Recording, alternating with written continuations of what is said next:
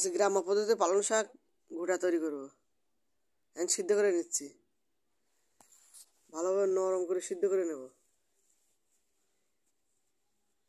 সিদ্ধ হয়ে আসার পর আমি পেঁয়াজ রসুন কুচি আর মরিচ ভেজে নিচ্ছি। এর মধ্যে মাছ, রুই মাছ ভেজে দিয়েছি, রুই মাছ ভাজা দিচ্ছি। রুই মাছ সিদ্ধ করে নিয়ে তারপর আমি কাটা ছাড়িয়ে এর মধ্যে তেল দিয়ে ভেজে নিচ্ছি। শাক অবশ্যই একটু নরম করে রান্না করে নিতে হবে। মাছ ভাজা হয়ে এলে তারপর আমি শাক দিয়ে দেবো।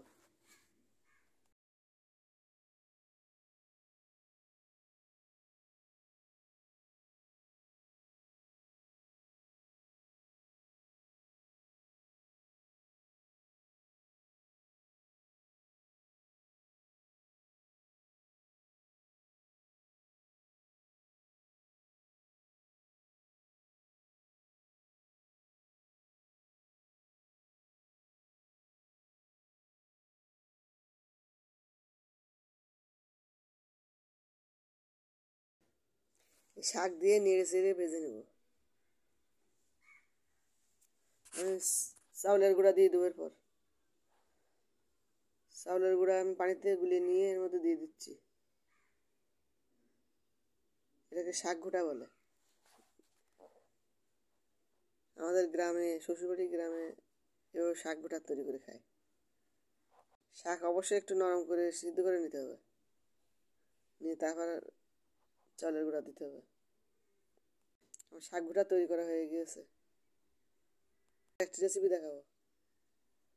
চিংড়ির বালাচাও পেঁয়াজ রসুন ভেজে নিচ্ছি, মুচমুচে করে ভেজে নেব, আর শুকনো মরিচ ভেজে নেব। এবার চিংড়ি বালাচাও তৈরি করে আপনি সংরক্ষণ করে রাখতে পারবেন। শুটকি চিংড়ি ধুয়ে ভেজে নিতে হবে। তারপর এগুলো আমি লবণ দিয়ে মাখিয়ে নিচ্ছি।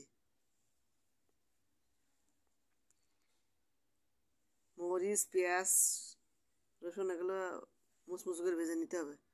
নিয়ে চিংড়ি শুটকি ভাজা এর মধ্যে দিয়ে দিচ্ছি। দিয়ে এবার মাখিয়ে খেতেও পারেন, আবার সংরক্ষণ করে রেখে দিতে পারেন।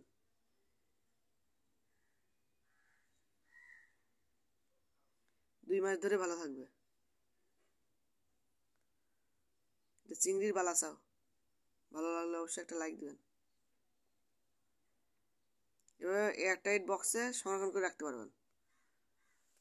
আপনি চাইলে ফ্রিজের মধ্যেও রেখে দিতে পারেন, তবে বাইরে রাখলে মুচমুচে থাকবে।